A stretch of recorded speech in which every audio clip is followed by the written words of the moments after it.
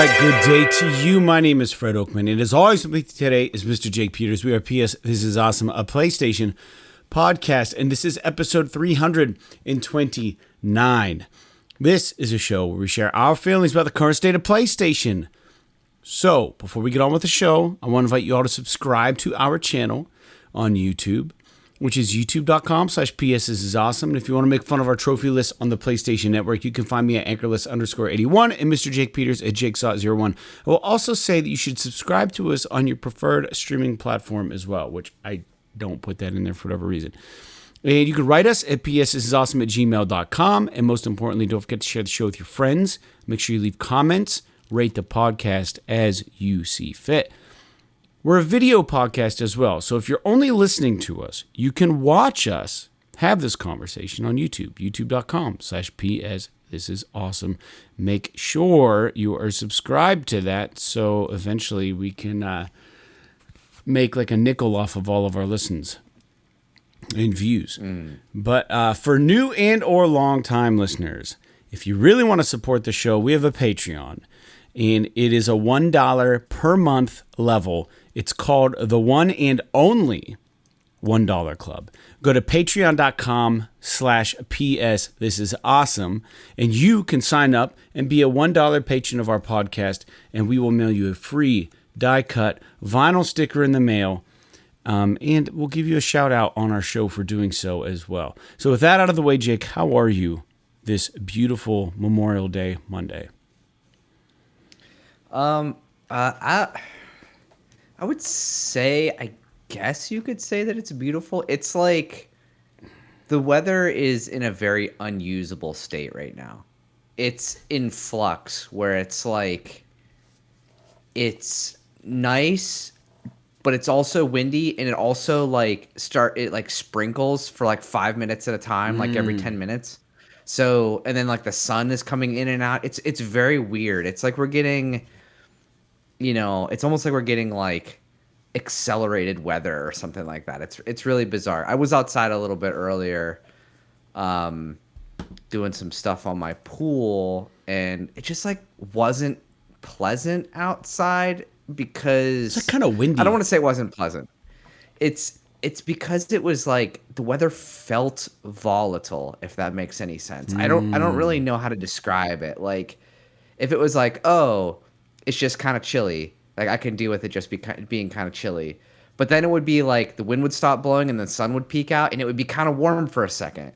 And then it would go away, and it would be kind of chilly again. And then it would start sprinkling, and then it's just like, I'm just going to stay inside, I think.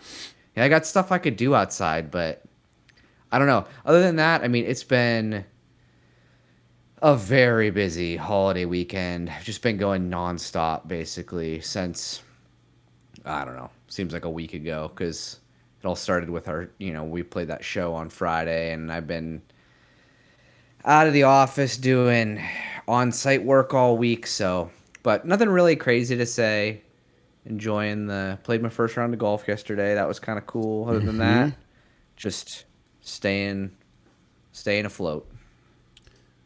Yeah, same. It's been a busy weekend. I went and saw Lucero on Thursday.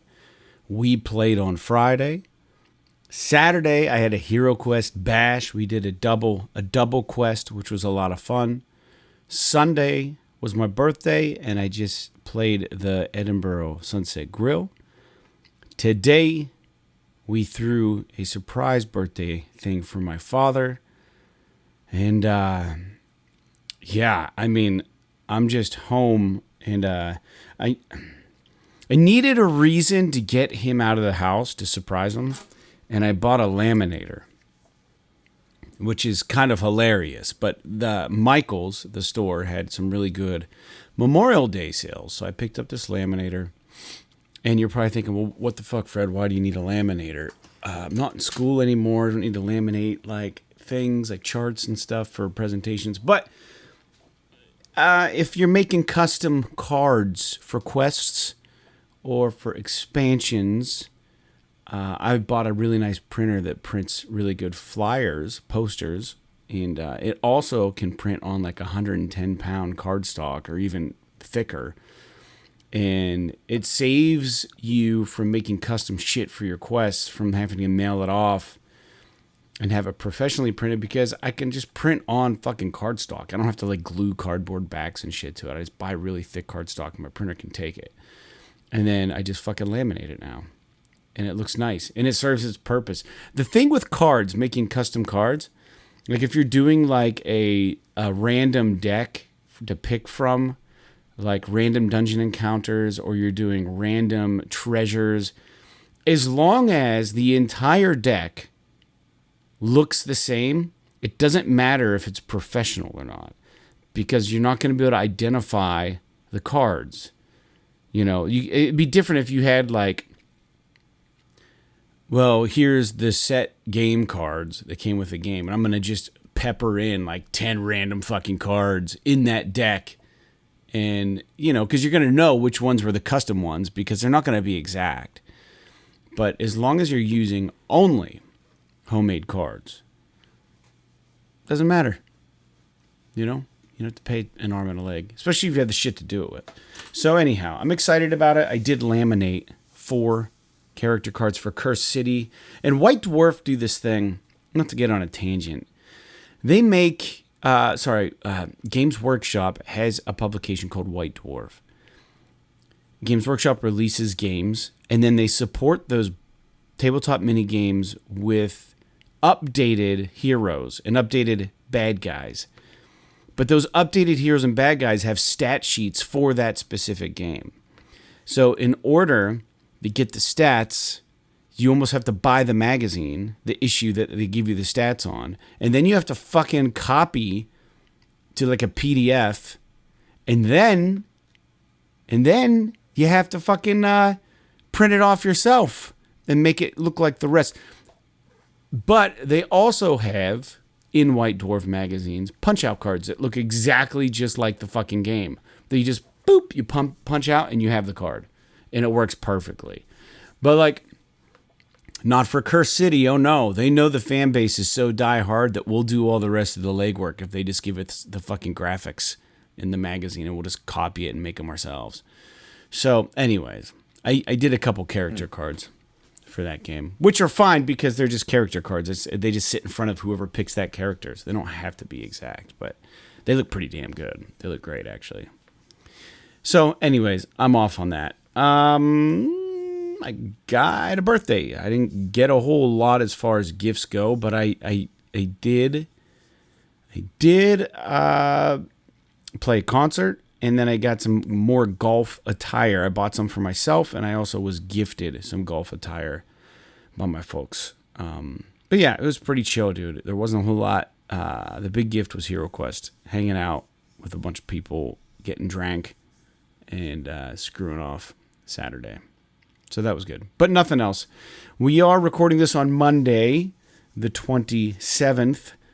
Our episodes air every Wednesday. And if you're a patron of the show, you will get an episode usually early.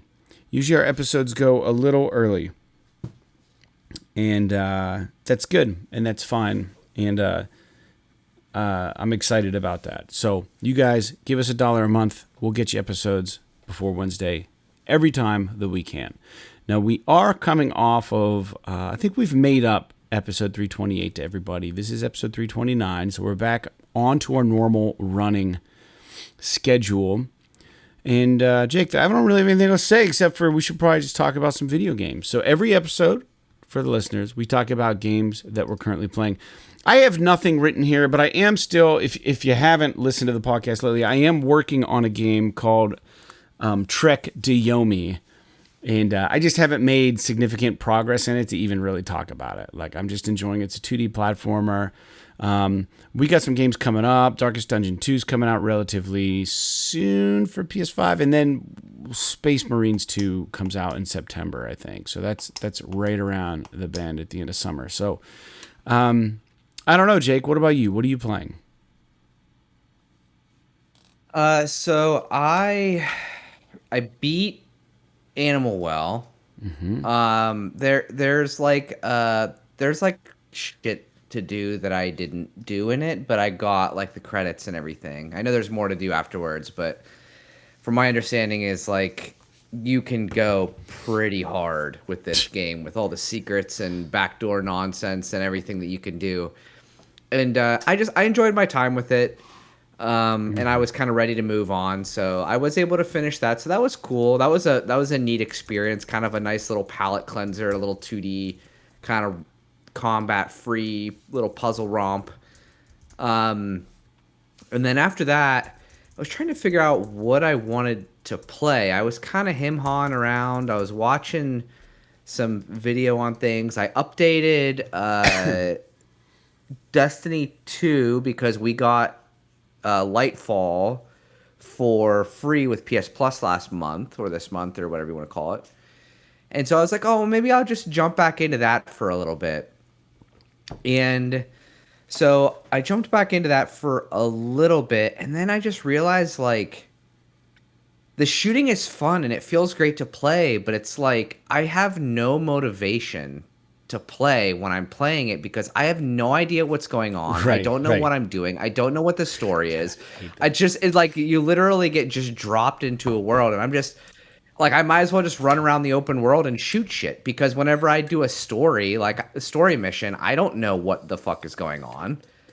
They're just like, oh, just go like disable some of these fucking doodads and it takes the shields away, and then you fight this guy, and then oh, mission's over, go talk to this person. And I'm like, okay, I know that there's context here, but I am completely out of it. I have no idea what the fuck is going on. Right. So as much as I was enjoying playing it, I was like, I don't know. I'm not really feeling like keeping up with this. So I played the so then I dove into the if people have been listening, I downloaded the Sandland demo a while ago, and I never played it. So I was like, fuck it, I'll play it. It was like one day before work, I was like, all right, I'll just jump into this thing for a little bit and play it.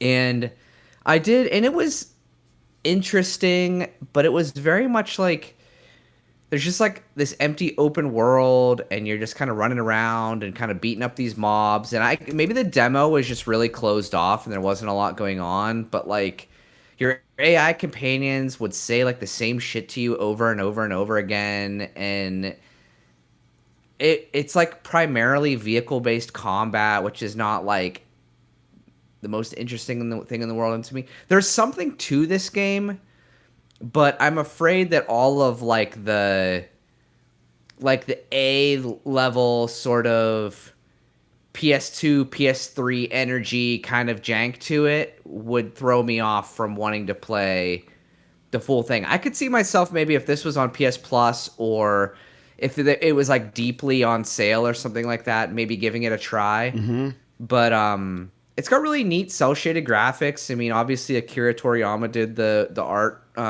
design for it, and it's very obvious. Yeah, the graphics look nice on that. So it was pretty interesting, but I also know nothing about the manga either, so I have no idea what is going on without having any context on the story. I was just kind of running around fighting things and just being like, I don't know what's going on. I'm just kind of doing stuff. So I just kind of bucked out of that, and then I was thinking like, oh yeah, like I heard some people talking about Dragon's Dogma.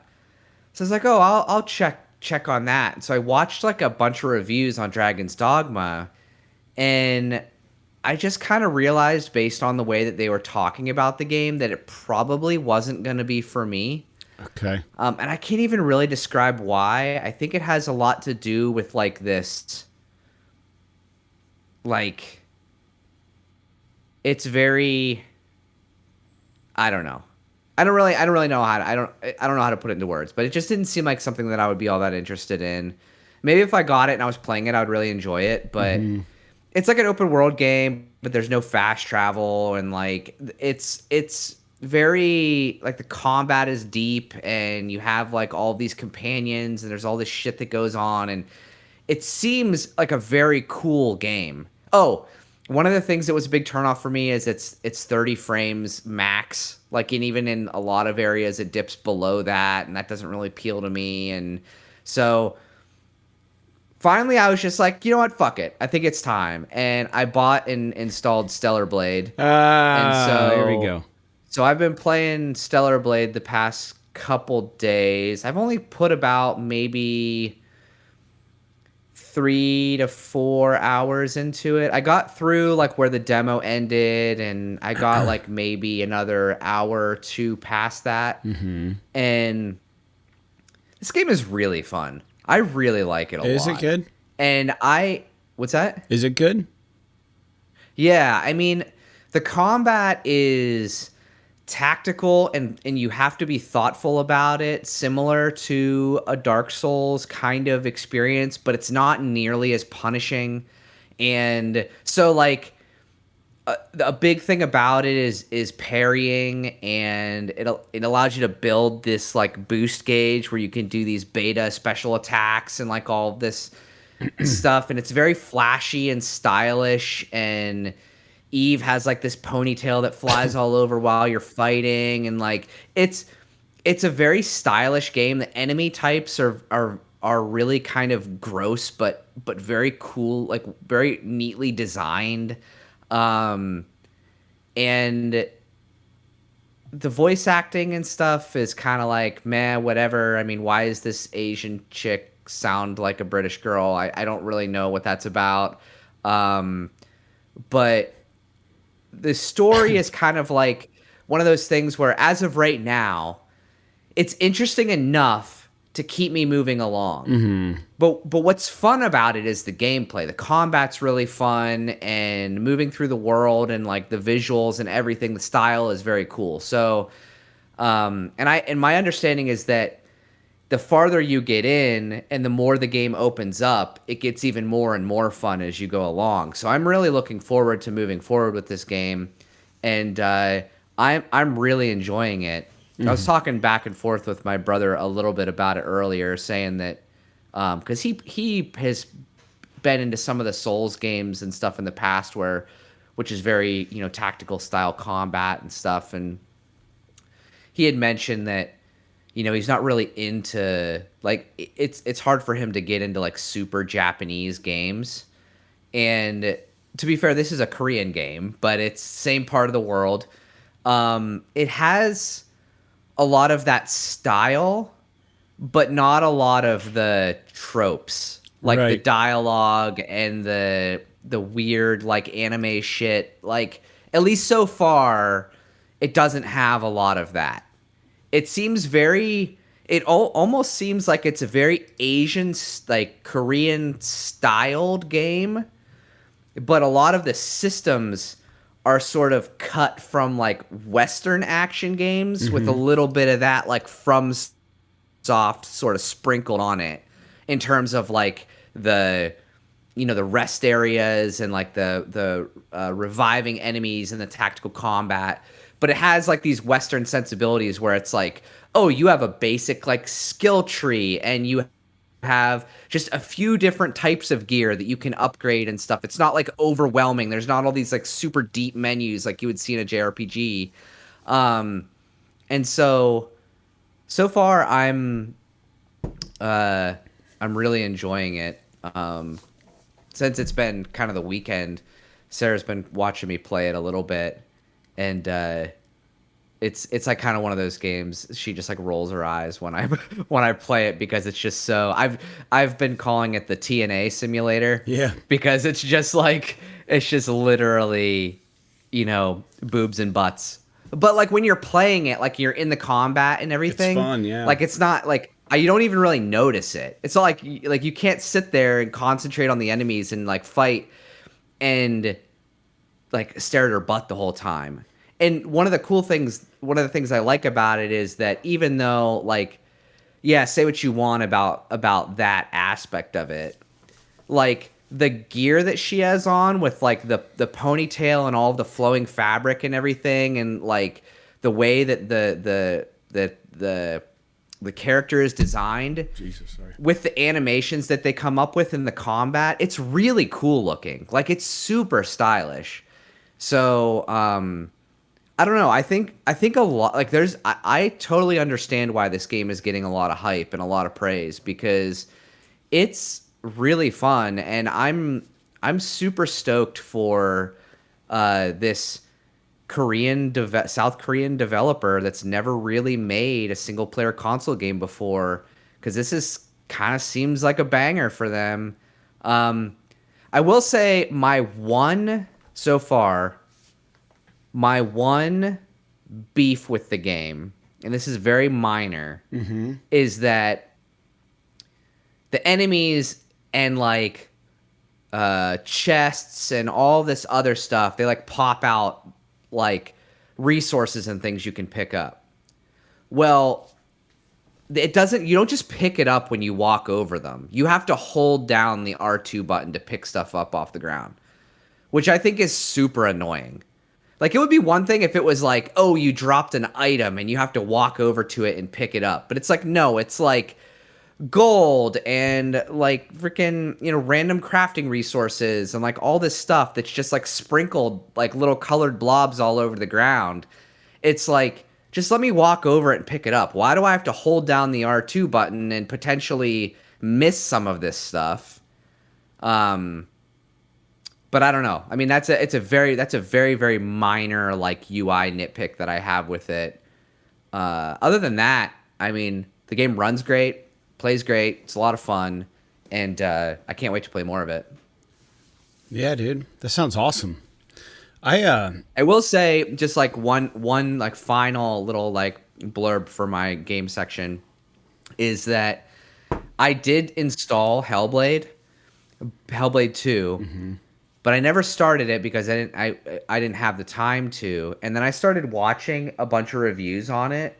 And after I started watching a bunch of reviews on it, I'm like, do I really want to play this? Really? Because like everything that I've like watched, I haven't watched anything, but everything I've read about it is like, oh, it's a lot of the same as the first game, but somehow like not as fun to play. Like the experience is very good. Yeah. It's like people are saying it's got like the best graphics of any video game they've ever seen, and it's got a very interesting story, but it's not like it doesn't seem like it's that fun to play. There's like just a lot of like random puzzles, and like the combat's not very interesting. I think like yeah, we got a news point coming down the pike about a little, maybe that will get lumped into, but I think like what was the Plague Tale Requiem is a game I still highly recommend, because like it got a little bit of that. Like, it's not fun to play, it's kind of like puzzly, but like the graphics are amazing. But I would, not having played Hellblade 2, I would venture to guess that Plague Tale Requiem will give it a run for its money in fucking graphics, and I bet it's a better fucking game. Well, and the story's great too. From my understanding of Plague Tale Requiem is like 25 or 30 hours long. So there's all this opportunity for exposition and gameplay sections and things like that. Whereas this game is like 5 hours long. Oh yeah, right. And so there's all of these cutscenes and like walking sections where there's just like exposition happening, and then you have to do like, from what I've understood, it's like people are saying it seems like some of the gameplay sections are just filler. And it's like, how can you have filler in a 5-hour game? Like there's something wrong there. And I'm not trying to say that I'm not judging it without playing it. I will play it at some point because I did really like the first game. It's just sort of, when I was looking for something to play, like I wanted to play something, not like have a visual experience, it was like, I don't know that I really want to. I feel like starting this game, even though I could probably finish it in a couple days and be done with it. So that one's still installed. I will get to it. I would like to support the developer, but dude, they've been working on this game for like 7 fucking years. They're not a big studio though, are they? There's 100 of them. Oh. It's not like it's and it's 5 hours tiny. long. My guess is that they've just been working on the graphics the whole time. It's almost like the problem with the Order 1886, where it was like That game was like 5 or 6 hours long, and it was a graphical powerhouse for the PS4. Yeah, narratively, though, but it still was kind of a disaster. But it was like missing stuff. Yeah. You know? I thought that game had a lot of promise. And I still believe that if we got another one where they were able to take another crack at it, it could be a cool IP. I bet you Naughty Dog's working on it. Yeah, right. They're probably working on The Last of Us 3, or I know they're working on some new IP, but I don't know. We can move on. Anyway, I haven't started that game, but Stellar Blade so far, really enjoying it, and can't wait to play more. All right, cool. If you guys want to write the show, you can do that. ps@awesome@gmail.com. We mentioned that earlier in the show. We don't have any listener feedback this time around, so we're going to get right into the news. The first news point is kind of interesting. There's a rumor going around. Shit, I fudged up the... it doesn't even matter. Rumor going around, there's a new Doom game coming. Apparently, the rumor says that it's going to be revealed at the next Xbox showcase. And it also states that this game is not going to be an Xbox exclusive, and it's reportedly going to be called Doom: The Dark Ages, and is going to be a prequel to Doom Eternal. This is good news. This is all good news. I like this. Yeah, Doom, the new Doom games are a masterclass in first-person shooting, and I will be there day one salivating while that thing installs, because I love Doom and Doom Eternal. I have a little bit more of a like nostalgic almost fondness for the 2016 reboot of Doom, because you just replayed one, didn't you?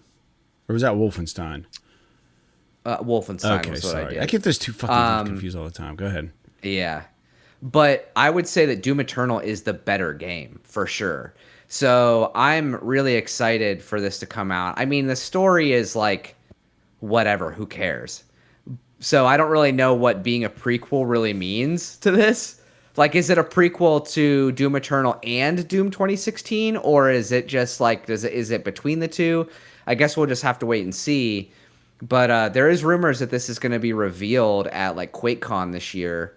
It might be revealed at the Xbox showcase, and then maybe they'll do like a gameplay reveal at QuakeCon or something this summer. Mm-hmm. But yeah, man, I am all over it. I fucking love Doom. Yeah, dude, this is something for the listeners to keep their eyes peeled out for. I mean, like, I don't know that there's really been a bad Doom game lately.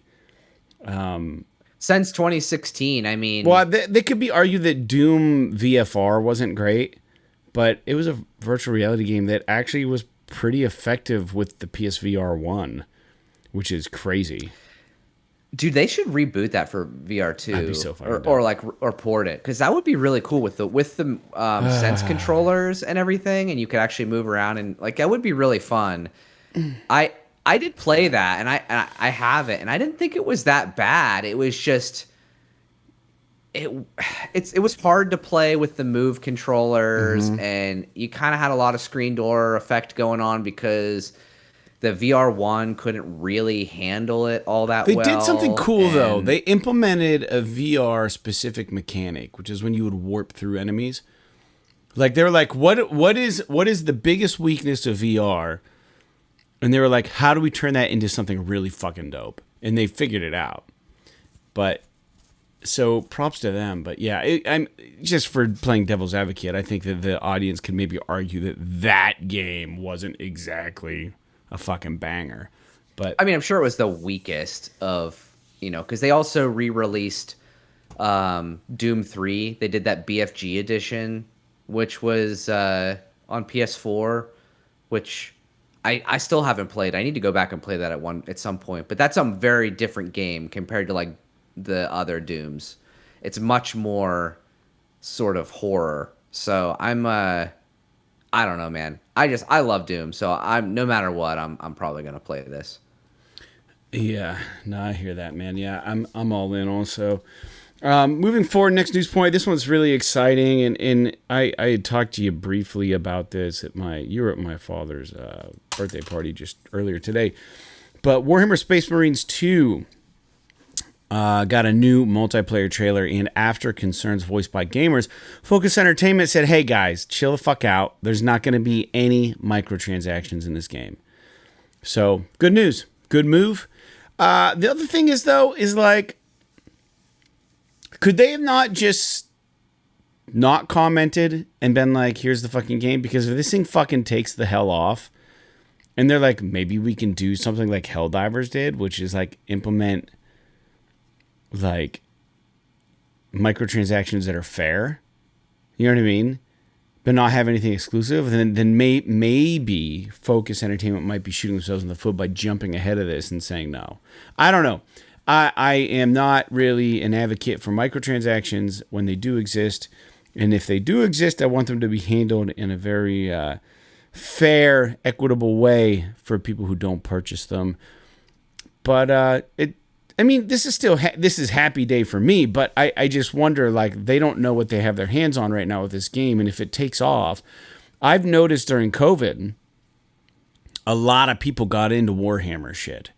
A lot of nerds, a lot of gamers, a lot of people got into painting this shit, got into the fucking Warhammer universe, started playing Age of Sigmar, started playing, like, there's all kinds of YouTube channels that are ran by dudes that got started up over COVID. And it's all Warhammer this, Space Marine this, blah, blah, blah this. They're fucking doing battle reports online. And it's like, there's going to be a fucking interest in this game. And more so than there has been in the past, especially with the rise of video games in general. So I just think that this game might do better than anyone's really expecting. As long as the game's good, I think it might do better. I don't know. I don't want to say it's sleeper territory where it's like it's just going to come out of nowhere. I think people do have expectations about it, but I do think that it could do some numbers. I'm just going to say that. I think it could definitely be successful. And I will say, like, even though I have no interest in playing it because I'm not a multiplayer guy, the gameplay looks great. So if that translates to the single player, which we've seen single player footage and it seems like it will, this game's going to be rad. So I'm just excited to be able to get a chance to play it, to be completely honest with you, because I think that it could be a hit. I mean, even if it's just like it doesn't need to sell 10 million copies, but even if it sold sold a few million copies as like a AA, third person romp, just like the first one was, I don't know why they wouldn't consider that a success. So yeah, we've talked about this, the original Space Marines for 10 years now, how great it is. So I'm really excited to play this. And I hope a lot of that original feeling kind of translates to this new version of the game. Because I think the original one was a little bit more, I don't know if you remember, but I think the graphics were a little bit more kind of stylish and a little bit more cartoony. And I don't know if this will be very similar. It seems like it, but I'm curious if the experience will translate, because it seems like what we've seen so far is you're mostly fighting the bugs and you're not really like fighting the orcs and stuff and like the Chaos Marines, although maybe you do, like when you play it. It's just all we've seen really is the bugs and stuff. So anyway, yeah, super stoked about it. Yeah, dude, this game, I'm so stoked. In fact, I thought it was actually coming out earlier. I was thinking it was going to be September or August? I think it's September. I think it's September. But I was thinking for some reason it was like going to be July. And I was like, dude, when is fucking Darkest Dungeon 2 coming out? July, right? I have no idea. You don't even fucking care about Darkest Dungeon 2. Dude, it's my most anticipated fucking game. Release on PS5. Let me see. July 15th, Darkest Dungeon 2. God, I can't come soon enough. All right. Anyways, let's move forward a little bit. So, Stellar Blade had some weird, and Jake, this is the game you're playing, had maybe you got the latest patch, which is maybe what you're experiencing, but it had some costumes and outfits that were censored on the PS5 because it was a little too jiggly or a little too revealing or whatever the fuck was going on. A little too jiggly. But apparently they have quietly reversed course. Quietly reeled that shit back, and now you have access to the previously censored costumes. The unaltered jiggle? Correct. Whatever it was. I think it was just a revealing. Dude, like, why would they even do dude, who fucking cares? You should have just not done anything. It's also not even like if you were it's not even like it's a real fucking person. Like who cares? Like if you're playing this game at all, it must have affected the rating or something. They must have been worried it was affecting the rating, and then they're like, let's take it out. And then they're like, I didn't think about that. Yeah, it could have something to do with it. Although if they circumvent the fucking ratings board in a country, like they're gonna get screwed. So I don't know that really is. Dude, could it be this the case? But could it be that like it would have had no effect of the rating in the U.S., but it would have affected the rating elsewhere? So they just fucking took it out, and then like what they did is they just peppered it back in the countries where it wasn't gonna affect the rating. Like only certain countries get the patch. Yeah. I mean, I guess it's possible. It's interesting to think about, isn't it? Yeah, I suppose. Yeah, that could be true. All right, well, fair enough. Let's move forward to the next one is Astrobot. There's been a lot of rumors about our beloved Astrobot. And for those who don't know, Astrobot was essentially a game that had come out to showcase VR, the original VR PlayStation. It's called Astrobot Rescue Mission, I believe. And then they came out with another Astrobot, didn't they? I think they did. There was like about Rescue Mission. Well, what was the first Astro's one? Playroom? Astro's Playroom, correct, came out, and then Rescue Mission came out, and Rescue Mission was like the best platformer in VR I've ever played. I've played a few, and everybody's been wondering what the hell is going to happen with Astrobot. Like, is it coming back? Is it not? So there's a rumor swirling around about a new title coming. And apparently it's going to be a full-blown PS5 Astrobot game. And it's in the works. And they're saying that they're going to be announcing this within the next 15 days or so. And this news point dropped earlier this week, or maybe last week, depending when you listen to the podcast. So based on the numbers and math and calendars, my guess would be that sometime this week or next week, we're going to be getting a PlayStation showcase, which would be actually really exciting because it's about time. And I will also note real quick, and then we can have a conversation about this. There was also a rumor that we're going to be seeing more from the PS5 exclusive Concord as well. And my guess is that will also be at the PlayStation showcase. Jacob, opinions? Well, I would be all over a new Astrobot game if it was in the vein of an Astro's Playroom, which was that pre-installed launch thing that came out with the PS5. It was great. I mean, that was like, it was like just a little 4-hour long platformer that just celebrated PlayStation, and it was honestly one of the most fun little 3D platformer games that I've played in a very long time. And that would be such a cool little, like, every now and again we need, like I'd mentioned earlier with Animal Well, even though I'd say it would even be more than that, every now and again we need a bit of a palate cleanser from all these like dark and brooding AAA experiences that we're having nowadays. Right. Mm-hmm.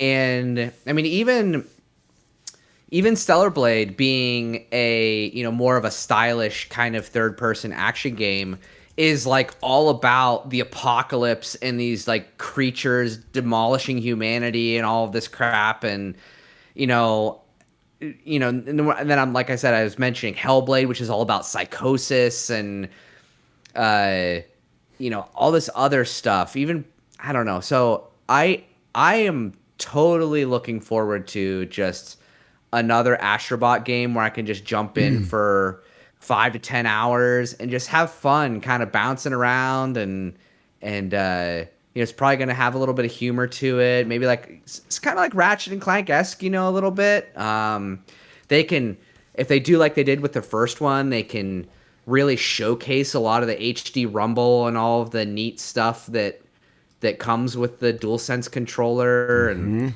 I mean, they could even have imagine if they like kind of merge Rescue Mission and Asher's Playroom, where it's like there's a VR component and a non-VR component, so they could sort of utilize the VR as well, but you don't necessarily need to have VR to play it. And I don't know. We've been waiting for news of any kind from Sony for a long time about some of their first party outputs. So if they do have a showcase here in the next couple of weeks, that would be mint, I think. And I don't know if they're maybe waiting until Xbox goes, or if they want to go first this time. Because I don't know if you remember last time. It was like a standoff, wasn't it? Sony had like this showcase, and it was just kind of like meh. And then Xbox came out and was talking all this smack and had this showcase. To be fair to them, it was a banger for Xbox. Yeah. And I don't know if Sony wants to deal with that again. Maybe they want to wait till Microsoft goes, or I don't know when Microsoft Showcase is supposed to be, but usually it's sometime in June. So I don't know. But I'm looking forward to it. And I'm looking forward to seeing what Concord's all about. And Astrobot and anything else they have to offer. Yeah. I think it's going to be an interesting showcase regardless when it comes out. And I'm with you on just the excitement of having a little more of a lighthearted game. And I really, really enjoyed Rescue Mission. I think they had the perfect storm. I think the game on a flat screen will still be good. But they knocked it out of the park in VR. Like, they did everything that I can imagine right about that. And I wish they could just expand on it for VR2. But it doesn't seem like we're going to get a VR2 version. So that's honestly kind of disappointing to me, that they're not. The rumor says that they're not developing it for VR2. It's just PS5. But we know VR2 only works on PS5. So it's possible that this game does well enough, depending on how much work it's going to be to convert it. It may not even be set up in a way that they could convert it to VR2, but one of my best experiences with VR has been Astrobot Rescue Mission. So it's a shame that this isn't coming to VR2, but does that mean I'm not excited for this? No, it just means that I wish we were getting a VR2 version as well. Anyways, moving forward. We are at like a weird point with AI, and Neil Druckmann, the co-studio head of Naughty Dog, was talking about AI, and I think maybe his quote was misinterpreted a little bit, but maybe not entirely. According to Push Square, Neil Druckmann indicated that while ethical issues should be addressed regarding the use of AI, it does help push the boundaries of storytelling. And if I'm looking at the Push Square, sorry, I keep bumping the goddamn mic. If I look at the Push Square article, and let me find it real quick. I didn't put a link to it in our notes, but I'm not certain that is what he said. When they do these write-ups, they do these quotes and they quote the person. He also didn't say another comment that they said was that, while we're talking about Neil Druckmann at Naughty Dog, Apparently, there was a news story that went out that said that, the next Naughty Dog game is quote unquote redefining the mainstream view of gaming. They're saying that was a misquote from Sony. Neil came out and said that's not exactly what I said. And I think that Neil has a way of speaking, and he probably gets kind of excited. He's an artist, and you think about things maybe on a deeper level. And, he has to be careful about what he says because he could get probably backed up in a corner by media and stuff, social media, not social media, but by like gaming media. Because, he did indicate that it's going to be the most thrilling Naughty Dog game yet, which is exciting for me, honestly. But I'm trying to find this other section here in the news on Push Square's website where he talks about AI. And I guess I could just paraphrase, but I'd like to get it correct. Let me see if I can find it. And tell me if you see it anywhere in here, Jake. I don't see AI Neil Druckman. I'm just kind of like... Essentially, he was talking about how the use of AI is going to make it easier for people who don't have the skill set to make their visions come to life, right? On a video game form. Mm-hmm. And as a result, it seemed like he was saying, well, if they can conceptualize their vision of a game through AI, then the story won't have to be sacrificed. Right? I don't think he was essentially saying that AI is writing a fucking story, which is the way the news article makes it seem. My interpretation of what I read was that he was just saying, because of the use of AI, we have developers now who can now create these landscapes within a video game that will act as a jumping off point for them to actually realize the stories that they've already come up with. So in that regard, so taking that into consideration, it will be helping pushing those boundaries of storytelling, because storytelling is not going to be at the whim of what they can do graphically or gameplay wise now. So it's not going to be an afterthought. Like, they can have the story and then AI will help them create the game so they can tell those stories. So it will be pushing the story in an ancillary manner. That's how I interpreted it. But the article on Push Square kind of says that he's just saying AI is going to help push the boundaries of storytelling, which makes it seem like to the viewer, to the person reading the article, it's just like, he's just saying he's going to fucking let AI write the stories now, which doesn't really seem genuine to what he was actually talking about. So, FYI. So you think it's more like if someone has an idea, the AI is able to allow people to get their vision out, as opposed to, having AI create the vision for them. Yeah, I mean that's definitely the way that I took the thing, and I'm still looking. I mean, I would say that's the most ethical way to use AI. Right. Is it? I'm still looking for it. I don't know if it's necessarily unethical for you to have AI create an entire story for you. Right. But there is something. There's something ungenuine about that.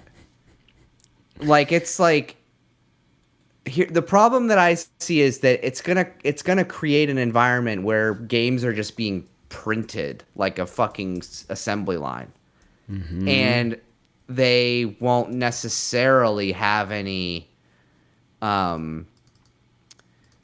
like unique sort of humanity to them. And that doesn't necessarily mean that there won't be the occasional AI generated game that isn't a fucking banger and is amazing and fun to play and has a great story and all this stuff. But I think we're going to end up with a lot more shovelware than we do fucking the next Last of Us or something. Mm-hmm. So but we'll have to see. I mean, if AI can come out and write The Last of Us Part 3 and we have, dude, imagine if The Last of Us Part 3 comes out and everybody's mind is blown and Neil Druckmann comes out and says the whole game was written by AI. Like, imagine the internet would fucking burn to the ground if that happened. But it would be an interesting thought experiment for sure. So I'm looking on Level Up, and levelup.com has an article where they also talk about this interview with AI. I'm just going to quickly go through it because I don't want to cast shit on Naughty Dog or what this dude said, but it says their story says no Druckmann believes anyone will be able to make a video game thanks to AI. It says during his participation in Sony's creative event Vision event, Neil Druckmann, co-creator of The Last of Us, spoke about the implementation of AI tools in video game creation and the benefits they will bring to processes in the medium itself. According to the creative, AI will revolutionize video games as it will allow for proper cohesion between technology and narrative, as well as simplifying processes and making them easier so anyone can materialize an idea without technical expertise. And it says, in this regard, the creative and Naughty Dog executive mentioned, we are seeing this exciting marriage of cutting-edge technology with traditional storytelling is pushing us towards a future where enhanced fidelity is not just about achieving realism, but about expanding the spectrum from highly stylized, ultra-realistic imagery. This broadening of possibilities driven by increasingly accessible tools that allow even those without technical knowledge to use their imagination and create worlds and narratives at their whim.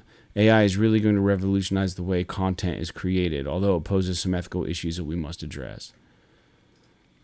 Sure. It says it's going to save time with development costs also. So, I mean, I'm sure it will. But the article that I read, which I can't find now, so I wonder if they had to take it down. They're going to rewrite it. But it almost looked like clickbait to me. And that's weird for Push Square. Mm-hmm. It's weird for them. I like that website, but it looked like they were just saying that he was going to say, like, we're going to have AI do storytelling. Not what he meant to say, I don't think. But anyways, let's move on. The PlayStation Productions boss. I'm going to butcher his name because I'm an ignorant asshole and I don't understand how to pronounce it. Asad Qizilbash. What is it? That's how it's pronounced. Qizilbash? I think it's Qizilbash. Okay. I'm not positive. That's what I was going to say, but I didn't know. That's how it reads. Stated in a corporate meeting that the focus for video games moving forward is going to shift from graphics or visuals to immersive narratives that resonate long after the controller's set down. This is a nice little news thing for an almost elderly gamer here. I like this, man. You know, this is what Sony has always been fucking good at, is narrative games. You can have both. I will say... Go ahead. Yeah, I will say that I tend to agree with you. This is what will drag more people in from like TV and movies and stuff like that. But I don't want to see a deterioration of just games that are just fucking fun to play regardless of what the story is. Correct. Think of like games like Animal Well, games like Doom and freaking Super Meat Boy. Doom's and got like a good random story. shit like that. Where it's like, what's that? Doom has a good story. I mean, it has a story. I don't know. I mean, it's an interesting story, but it's not really. I wouldn't call it an immersive narrative. It's just like the whole point of it is just fucking ripping and tearing, and that's that's cool. So while I agree that this is probably the right move, and I think it will do a good job of bringing more and more people over that aren't typically into gaming, if they see that you can actually get a great narrative experience from playing a video game. But I also want to see the Helldivers. You know what I mean? I also want to see the freaking Super Mario Worlds. Now Nintendo is not going to ever the Astrobots from their model, but like the Astrobots or whatever, right? So the games that are just incredibly fun to play I mean, the story could be about nothing, and you still want to pick up the controller because it makes you feel good to play it. I just don't want to see that go away. But I do think that it's probably, from a business perspective, a a good shift to kind of stick with the narrative stuff. I'll say this. This only makes me think that Asad here has seen something behind the scenes, and it fucking probably blew his mind. And he's like, "Yeah, this is the way we gotta go because this is fucking jaw dropping." So here's the other thing I want to make sure that I'm clear with the audience is like, I am not a believer that a good narrative means that it's depressing or sad. That is generally the direction that PlayStation has gone with their narrative-driven games. They have usually tugged at the fucking depressing and sad things. Like, think about the fucking God of War, the Naughty Dog shit. Because on the flip side, we have fucking games like Uncharted, which are narratively bombastic and fun, and you're still dedicated to them. And they're not sad. They're campy. They're fun. The characters are there. So, like, it can be done. But as of late, we have seen a lot of the gloom and doom fucking side. I mean, you could even argue that Uncharted 4 was getting into that gloom and doom kind of territory. Yeah. So dude, I cannot wait until they announce, and who knows, maybe they'll even announce it at the fucking showcase. I cannot wait until they announce the next Uncharted game. I am so ready for another Uncharted at this point. Just like that sort of, what's it been? Like, how just long? Fun, like a story, like a banger story that's just freaking fun. And it's not like this super serious, like, dude, as good as The Last of Us Part 2 is, like, when I'm done with that game, I fucking want to kill myself. It's been, like, it is not fun. It's been 8 like, the story years since Uncharted 4 came out. Right. So let's say they announce it, comes out 2 years after that. 10 years go by between Uncharted games. I think that's plenty of time. And it could be, it could be anything. Dude, I mean, we all kind of know. Yeah. If you've played like the epilogue of Uncharted 4, we all kind of know who the next protagonist is going to be in all this. But like, we do, but we don't. I mean, we can presume. Well, sure, we can assume, but you have to imagine that they're cooking up something. I mean, even if it's, dude, honestly, even if it's a remake of Drake's Fortune, I would be totally down with it. Oh man, could you imagine? That game is It'd be so good. Fire. Yeah. Well, here's the other thing. Dude, I haven't gone back and played the original trilogy. Actually, I haven't played Uncharted 4 in a very long time. It's a good game. I was actually thinking about that the other day. I was like, man, I kind of want to go back and replay those games. Because you can play them all. Like, you play them all start to finish if you don't play them on super hard difficulty. You can blast through them in, a couple of weeks, all 4 of them. Like, it's not like they're that challenging. Uncharted 4 is a little longer. But the rest of them you can beat in 10, 12 hours, something like that. I mean, they're not super crazy.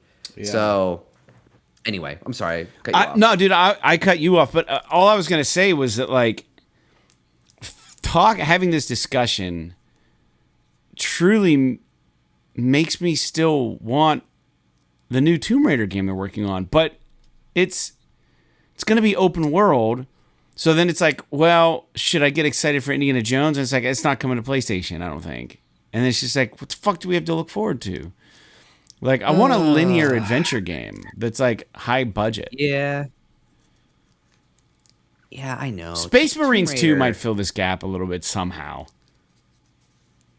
Space Marine 2 is gonna be a freaking bloodbath. There might be some like situational comedy in it, but it's gonna be a serious game. Yeah. So Well, it's not Uncharted's serious, but it's not depressing. You know what I mean? it's serious like Indiana Jones is serious though. Yeah. And so, like where it's just cracking wise the whole freaking time. Yeah. And I think that's something that we kind of need. We need a little bit more levity. It seems like ever since COVID, we've just been getting all this doom and gloom shit. And I know somebody's going to be like, "Well, we've got this. Well, we got Ratchet and Clank." Yeah, right. It's like, and okay, it was I get good. it. Yes. Yeah, I liked Ratchet and Clank a Rift lot. Apart but was good. I want another just like fun game. Like I want a game to make me just smile the entire time I'm playing it. I want a game that makes me laugh like the fucking Stick of Truth made me laugh. Yeah. Like I just want like something to play that's just lifting me up instead of pushing me down. Yeah, making you feel like trash. Very good. But yeah, 8 years since the last Uncharted. Maybe we get a fucking crazy showcase announcement about Uncharted 5, or just they'll call it Recharted or Uncharted or Uncharted Drake's Fortune. It'll probably be Uncharted : something, I have to imagine. Who knows? Yeah. Uncharted, the rest of them. Instead of The Last of Us. All right, anyways. Next news point, everybody. There was a weird report that took place by Quantic Foundry. They used data that they had done a study on, and they have found that there's been a very big shift in interest away from strategy games like Age of Empires, Civilization, XCOM, and I'm going to presume that this shift has probably somewhat less to do with the style of game, but more so to do with the time it takes to play these games and how well those games actually work on console. Like, I think, like, I don't know, man. A lot of these games don't really handle well when you try to play them on a console. And it's just like, I think that they're time consuming. I would argue almost. I think that you're probably right in some capacity, but I would also argue that the generation that this was what they grew up on, they're kind of aging out now. Like, I don't mean that in, like, they're dying off. I just mean that, like, all of the new kids coming in to gaming that are starting to fill up the gaming population, it's all, you know, Fortnite and Roblox and Call of Duty and Helldivers and like all of this social action-based stuff, Minecraft, things like that. And I just don't know that there's a lot of like this type of game was popular because of its platform, which was the PC. Not because of the PC, but in part because it was on PC and it was by default much easier to play there.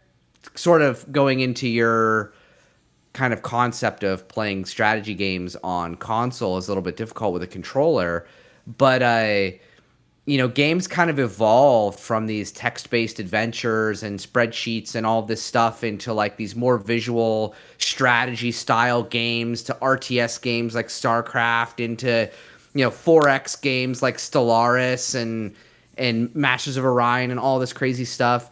And people, as they grew with video games through the PC age and all of that, these were the games they grew up with. Not that they didn't play other first-person shooters like Doom and all that, but it was part of their repertoire. Whereas, like, now, like, what fucking 12-year-old is going to sit down and play Stellaris on PC? Like, that's not happening. There's no fucking way. They don't have the attention span for that. This is the TikTok age. If they don't get immediate gratification, short turnaround times on matches, all this kind of stuff, like, Who's gonna play like a civilization game that takes hours to complete, sometimes even days, depending on how you play it? Yeah. Dude, there's a guy I read somewhere, like there was a guy that is still playing the same Civilization 2 game from like fucking 15 years ago or some shit. Like that's not the type of thing. Like, unless you get these like weird savant freaking YouTube kids that are like, I'm gonna make the entire world of fucking Game of Thrones Yeah. in Jeez. Minecraft. Like Jeez. like there are weird, things like that still happen, obviously. But when you talk about the gaming population as a whole and the concentration of gamers that grew up on and enjoyed PC gaming and strategy gaming, it is getting smaller and smaller. These kids are growing up on Switch. They're growing up on fucking PlayStation with Minecraft and Fortnite and all this stuff. And they're growing up on social experiences, not necessarily these games like XCOM. And so it makes me sad. I don't think that this genre is ever going to go away, but I do feel like they're going to arrive less and less, or they're going to be more indie style games, or they're going to be lower budget AAA games or something, because there's just not going to be the market for them anymore. And like you said about the time commitment, especially with like the Game Pass model, who's going to play Age of Empires? Like, you get it on Game Pass, you're going to play it for what, like an hour or two, and then you're going to download something else and play that. Like, it's not these open-ended games. Obviously there are examples, there are exceptions, like Minecraft and freaking all of this, where these people play open-ended games for long periods of time. But nobody is like having a social event with their friends, freaking, doing the Fortnite dance while they play Age of Empires. Like that's not happening. So I don't know what the solution is. I think that maybe we do need to have sort of less of these so that when one does show up, it really does hit. But I think the people that are into them, I think there's two things that need to happen. One, the people that are into these games need to buy them when they come out. And two, the companies that make these games need to reel in their expectations of how they're going to perform, because their customer base is shrinking. So I don't know. That's really all I have to say about it. I mean, I guess that was a little bit long-winded, but I think that it's a pretty multifaceted problem. Yeah, it is. And I don't know. It sucks because XCOM is great. Civilization, Age of Empires, even you talk about RTS games like freaking Red Alert and StarCraft and Warcraft and all these fucking games are awesome. They're so good. We were talking about that game the other week. You were saying looked really good. What was it called? It just came out. I don't remember. It started with an M. It was like a medieval game on PC. It's called oh fuck. Of course it's not on here now. Dude, you talked about how it looked cool. So I just real quick while we were on the podcast looked up gameplay footage of it, and for the last month I've just been getting inundated with fucking videos about this game. What the and hell now is it? I'm like What game is my it? YouTube and I can't. Oh god. That was the one where it was like pretty realistic, right? Where you start a village, but it's based back. It's like The Sims, or it's like Sim City for like back in the day, or It's like medieval, Warcraft or whatever. It was something with an M. It's like It's real time strategy RTS game based in medieval times. I don't know. We don't have to. No, I need to know now. Pull up the audio. Medieval fan. What is it? Colonize. Oh my Pax gosh. Augusta. I don't know, dude. Of course, now I'm literally just getting nothing but fucking Mountain Blade. shit and Banner Lords. no Banner Lords. Banner. What? Is it Banner Lords? No.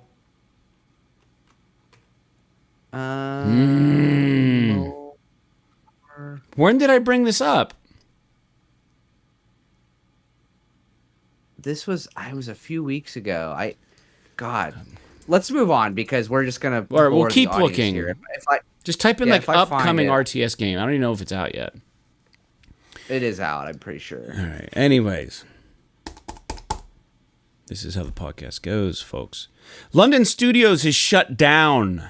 They are done, and they left a message for all of their supporters. And the message reads, for over 20 years, London Studios has been home to some exceptionally talented and wonderful people in the games industry.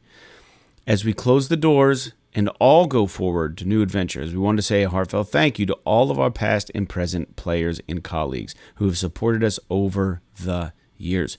We've had one wild and wonderful journey. There you go. Bye, London Studios. That sucks. That's a bummer. I mean, the studios that if Sony has to close a studio, unfortunately, that's probably gonna be the studio. But you hate to see any of these guys lose their jobs or whatever. I mean, they did that Blood and Truth game that you like so much, and Yeah. I guess if we get a sequel to that or a port, it's not going to be them that does it, which is unfortunate. Mm-hmm. Yeah, no, it sucks. Yeah, for sure. It sucks. Well, anyhow. Yeah, I did like Blood and Truth a lot. Let's get into new games. We got new games. Banner Lords. You were so close with Banner Lord. It's called Manor Lords. Yeah, go figure. I knew I was onto something. All right, new games. May 27th, Seed of Life on PS5, PS4. May 28th, Multiverses is finally coming back, PS5, PS4. We're getting Sushi Ben on PSVR 2 and Tevi, T-E-V-I, on PS5. May 29th, we're getting Capes on PS5, PS4. We're also getting Horizon Chase 2 on PS5, PS4. May 30th, we're getting Tokyo Psychodemic on PS5, PS4. We're getting Umbra Claw on PS5, PS4. We're getting Wisman's World, RE Try, PS5, PS4. May 31st, F1 2024 on PS5 and PS4. And we're also getting Sugar Mess Let's Play Jolly Battle on PS5. None of these games look like anything to me except for the fact that Multiverses did half decent for a while. Yeah, I mean, obviously F1 24 is going to be huge. Mm-hmm. But I don't know about the rest of these games. I was talking to your brother briefly about Multiverses. I think he's really into it. He was, and he even got into like, the DLC a little bit. Like, he paid for some content on that. So it sounds like, I mean, he might get back into it this week. He was telling me something that I thought was kind of interesting because him and he and Zach like to play games together occasionally. And he was telling me they always play like Mario Kart or whatever, but his dock broke for his Switch. So they couldn't do that. So they were playing Multiverses, but he was saying that you can't play Multiverses local unless you have 4 people. So there's no couch co-op for 2. So you can't have like 2 bots and 2 real people or just 2 player against each other. So they would just like play online and pass a controller back and forth, which is kind of unfortunate. Like you would think a game like that, it's like, come on, you gotta have fucking real couch co-op with something like that. I know not everyone's gonna use it, but right. That's like, that's part of why Smash Brothers is so popular, is the couch co-op scene. So I don't know. But hopefully it's out. When it comes back out, it's going to be good. I guess they added like Jason Voorhees and some Adventure Time character or something. But yeah, it's interesting. That whole story is interesting. How they brought it out, they let people buy shit, and then they just like yanked it away from them because so they couldn't play it anymore. Right. And now it's coming back out again. Like Well, I hopefully it comes back nobody better. has to pay for it. You know, people Yeah, liked hopefully. when it came out. People liked it. So if it comes back even better, then good. You know, then they made the right call. But I think they're gonna have a hard time building back up that fan base that they had gotten. It's been so long. Yeah, maybe we'll have to see. It could work as an advantage or not. You know, maybe it's just so long that everyone forgot about it, and now they're gonna get a brand new, fresh crowd of people. I don't know. Anywho, that is pretty much it for the podcast. Do you have anything else that you would like to add here before we sign off for the evening? No, I don't think so. I think I'm squared away. I'm gonna go eat some dinner and relax for the last couple hours of my long weekend. Yeah. And then I don't know. That's Go to fun. work tomorrow. I Yeah, suppose. I'm gonna get this shit uploaded for the listeners, and they'll have it a day early. They'll get it on Tuesdays, a holiday weekend. Everyone else will get it on Wednesday. But all right, brother. I guess that's it. Thanks for tuning in to episode 329 of PS. This is Awesome, a PlayStation podcast. We are a weekly podcast. We will be back next Wednesday. Until then, get your listening in. You can go backwards on the timeline if you like, but we appreciate you being here, and we will appreciate you being here next week. So with that out of the way, like Lara Croft, jeez, I butchered that. Lara Croft Go, Last Stop, and Little Deviants. P.S. Yes. This is awesome. This is awesome.